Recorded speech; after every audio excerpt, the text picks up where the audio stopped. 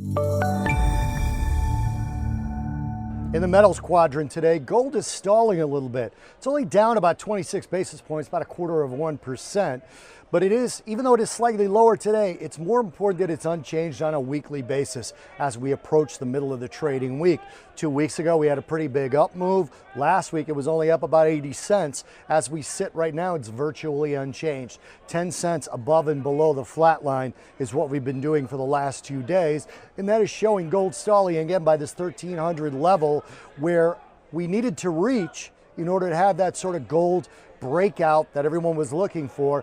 But getting above that's proved to be pretty difficult, even with all the trade optimism that we've seen. And that optimism between the U.S. and China for these trade talks is unfortunately for gold longs taking the flight to quality out of gold right now. And that's really why it's stalling. It's not really selling off. 1288 today isn't that far away. 1350 to 1400 would be the next target if the talks broke down.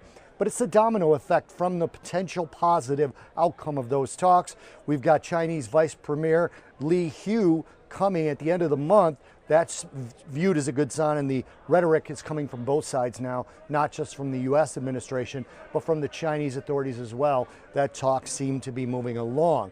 So you take that flight to quality bid out of gold, that's going to take a lot of those longs, have them take their profits and have them just sit and wait to see if these things actually come to fruition or break down. Then on top of that, today we finally got that dollar index breakout. Huge move to the upside for the dollar index, almost 0.75% up on the highs. And we haven't seen that for a while. The dollar index has been locked in a range for about the last 4 weeks or so.